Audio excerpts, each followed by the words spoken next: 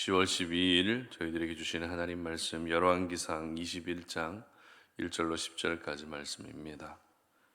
그 후에 이 일이 있으니라. 이스라엘 사람 나봇에게 이스라엘의 포도원이 있어 사마리아의 왕 아합의 왕궁에서 가깝더니 아합이 나봇에게 말하여 이르되 내 포도원이 내 왕궁 곁에 가까이 있으니 내게 주어 채소밭을 삼게 하라. 내가 그 대신에 그보다 더 아름다운 포도원을 내게 줄 것이요 만일 네가 좋게 여기면 그 값을 돈으로 내게 주니라. 나봇이 아합에게 말하되 내 조상의 유산을 왕에게 주기를 여호와께서 금하실지로다 하니 이스라엘 사람 나봇이 아합에게 대답하여 이르기를 내 조상의 유산을 왕께 줄 수 없다 하므로 아합이 근심하고 답답하여 왕궁으로 돌아와 침상에 누워 얼굴을 돌리고 식사를 아니하니 그의 아내 이세벨이 그에게 나와 이르되 왕의 마음에 무엇을 근심하여 식사를 아니하나이까.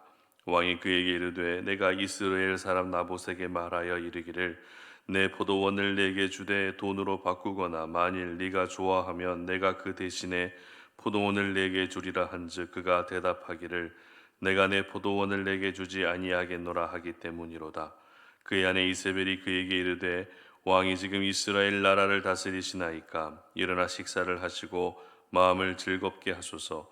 내가 이스라엘 사람 나봇의 포도원을 왕께 드리리이다 하고 아합의 이름으로 편지들을 쓰고 그 인을 치고 봉하여 그의 성읍에서 나봇과 함께 사는 장로와 귀족들에게 보내니 그 편지 사연에 이르기를 금식을 선포하고 나봇을 백성 가운데 높이 앉힌 후에 불량자 두 사람을 그의 앞에 마주 앉히고 그에게 대하여 증거하기를 네가 하나님과 왕을 저주하였다 하게 하고 곧 그를 끌고 나가서 돌로 쳐 죽이라 하였더라.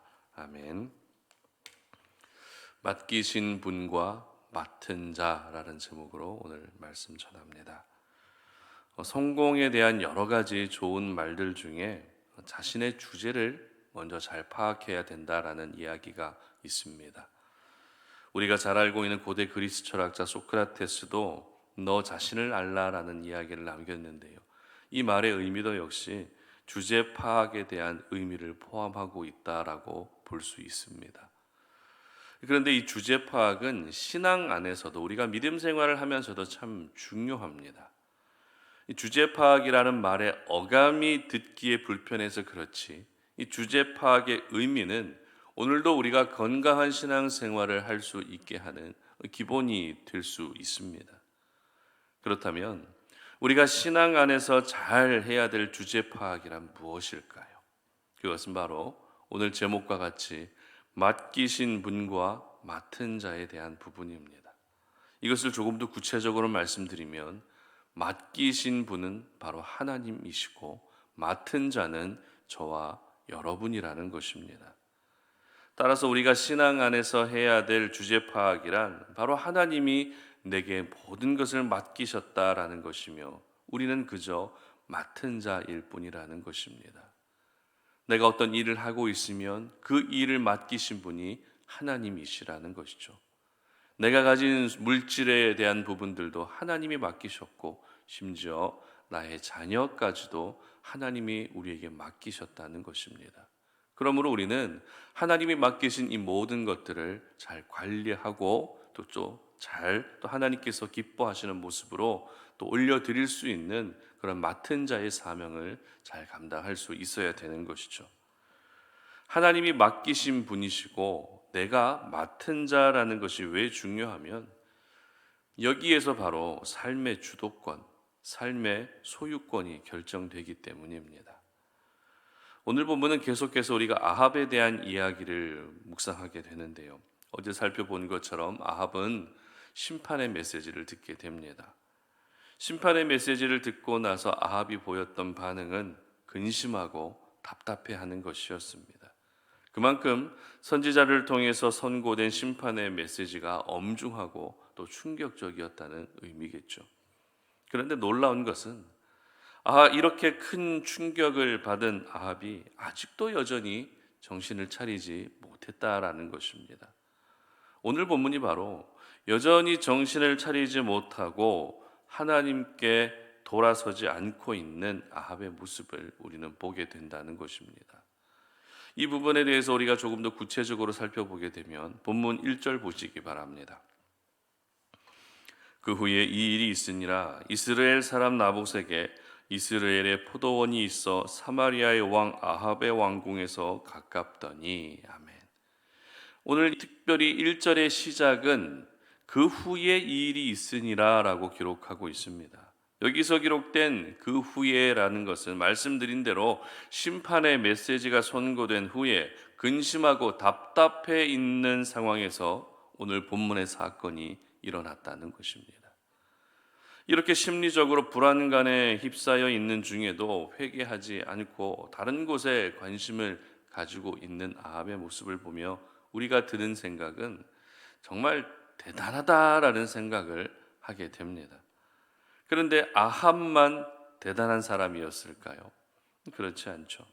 저희들 역시 하나님 앞에서 내 뜻을 굽히지 않고 여전히 내 방식과 내 기준을 주장하는 것을 보면 저희들도 참 정말 대단할 때가 있다는 것입니다.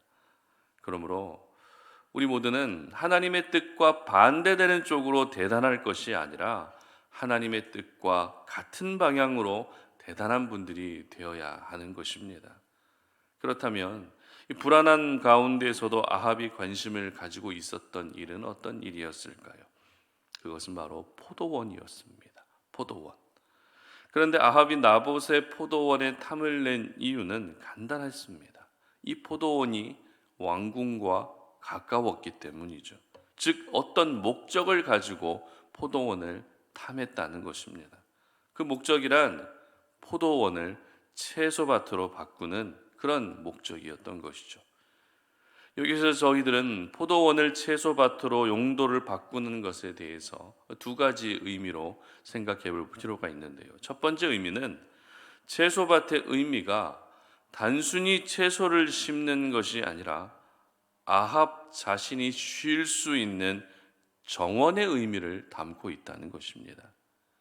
채소를 심는 곳, 그런 채소밭의 의미도 있지만 그 채소밭이 바로 아합이 편안하게 쉴 수 있는 정원의 의미도 함께 포함하고 있다는 것입니다.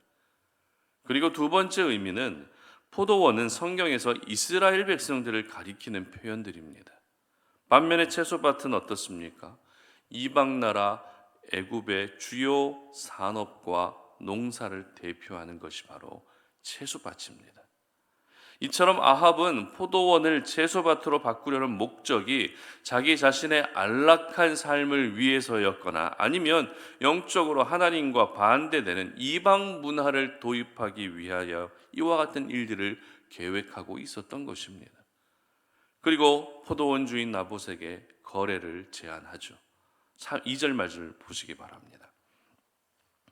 아합이 나봇에게 말하여 이르되 내 포도원이 내 왕궁 곁에 가까이 있으니 내게 주어 채소밭을 삼게 하라. 내가 그 대신에 그보다 더 아름다운 포도원을 내게 줄 것이요 만일 네가 좋게 여기면 그 값을 돈으로 내게 주리라. 아멘. 어찌 보면 괜찮은 거래 조건 아닙니까? 나봇의 입장에서는 더 아름다운 포도원을 받을 수 있고 아니면 많은 돈으로 보상받을 수 있는 너무 좋은 기회입니다. 그러나 아합과 나봇은 신앙적으로 전혀 결이 다른 사람이었습니다. 왜냐하면 나봇은 아합의 좋은 제안을 거절했기 때문입니다. 그런데 단순히 거래 조건이 마음에 들지 않아서가 아닙니다. 바로 조상들에게서 받은 유산을 거래하는 것은 하나님이 절대 금하신 일이었다라는 것을 알고 있었기 때문입니다. 그래서 설령 거래의 대상이 이스라엘의 왕이라 할지라도 진정한 왕이신 하나님의 말씀을 더 두렵게 여기고 있었던 것입니다. 지금 북이스라엘과 남유다 백성들이 정착해서 나라를 이루어 살아가고 있는 땅은 과거 아브라함에게 약속하신 가나안 땅이죠. 그 가나안 땅에 들어가기 위해서 모세는 백성들을 이끌고 출애굽했고 여호수아를 통해서 가나안 땅을 정복하고 각 지파별로 그 땅을 분배했습니다. 그런데 이렇게 분배받고 정착한 가나안 땅은 결코 백성들의 땅이 아니라 하나님의 땅이라는 것이죠. 다시 말해 이 땅의 진정한 소유권자 되시는 하나님이 각 지파별로 각 가문대로 이 땅을 나누어 주셨던 것입니다. 따라서 분배받은 땅은 절대 매매할 수 없었던 것이죠. 절대 거래할 수 없었던 것이 하나님이 정하신 규례였습니다. 왜냐하면 소유주가 하나님이신데 잠시 맡은 사람이 그것을 함부로 어떻게 할 수 없기 때문입니다. 이것을 잘 알고 있었던 나봇은 절대 포도원을 거래할 수 없습니다. 좋은 조건이지만 나는 절대 포도원을 거래할 수 없습니다라고 단호하게 거절한 것입니다. 그러나 아합은 어떻습니까? 그 포도원이 너무 갖고 싶어서 근심하며 음식을 먹지 않을 정도로 그렇게 큰 걱정과 근심에 사로잡히게 됩니다. 그리고 이세벨을 통해서 신실한 사람 나봇을 죽이고 그 포도원을 강제로 빼앗게 된 것이죠. 오늘 저희들은 아합과 나봇을 비교하면서 두 사람이 가지고 있는 신앙관이 어떠했는지를 발견할 수 있습니다. 한마디로 아합은 주제 파악을 하지 못했던 반면에 나봇은 주제 파악을 잘 하고 있었던 것입니다. 그렇다면 주제 파악을 잘 했던 나봇은 어떤 부분에서 주제 파악을 잘 했던 것일까요? 바로 하나님은 맡기신 분이시고 나는 맡은 자일 뿐이라는 것입니다. 나는 맡은 자이기 때문에 소유권이 없다는 것입니다. 나는 맡은 자이기 때문에 주도권도 내게 없다는 것입니다. 분명 세상의 기준으로 보게 되면 그 포도원의 주인은 나봇의 것이 맞습니다. 그러나 나봇은 이 포도원이 내 것이 아니라 하나님의 것임을 인정하고 있었던 것이죠. 그러나 아합은 어떻습니까? 맡기신 자가 하나님이라는 것을 알지 못했습니다. 비록 자신이 왕이라 할지라도 아합도 역시 맡은 자일 뿐입니다. 그러나 아합은 맡기신 자도 잊었고 그리고 맡은 자라고 하는 그 신분도 잊은 채 모든 소유권과 주도권이 오로지 자기 자신에게 있다라고 그렇게 여기고 있었던 것입니다. 여러분, 우리가 신앙 안에서 주제 파악이 되지 않으면 신앙 양심도 보이기 힘듭니다. 우리가 신앙 안에서 주제 파악이 되지 않으면 도덕적 양심도 반응하지 않습니다. 신앙 안에서 주제 파악이 되지 않으면 자기 욕심을 채우기 위해 모든 부정과 불법을 수용하고 마는 것입니다. 그러므로 오늘 이 아침에 우리가 기억해야 할 것은 맡기신 분은 하나님이시고 나는 맡은 자라고 하는 이 영적 주제 파악을 오늘 이 아침에 우리는 절대 잊어서는 안 되는 것입니다. 신앙생활의 가장 기본이 무엇인가 하면 하나님이 누구시고 또 내가 누군지를 아는 것에서 신앙이 시작이 되는 것입니다. 하나님은 전능한 창조주이시고 이 세상을 주관하시며 나를 구원해 주신 분이십니다. 반면에 저희들은 어떻습니까? 죄로 죽었던 죄인들입니다. 이것만 정확하게 인지하고 있어도 이것만 잊지 않고 있어도 우리의 신앙생활은 옆길로 새어 나갈 수가 없습니다. 하지만 아합은 이 모든 것들을 잊어버리고 말았던 것이죠. 맡기신 분도 잊었고 내가 맡은 자라는 사실도 잊은 채 오로지 자기 욕심을 채우는 것에만 급급해하고 있는 마치 욕심 중독자와 같은 그런 모습으로 살고 있었던 것입니다. 그러므로 오늘 이 아침 저희들은 아합의 인생을 배워서는 안 됩니다. 아합의 인생을 따라해서도 안 되고 아합의 인생을 동경해서도 안 됩니다.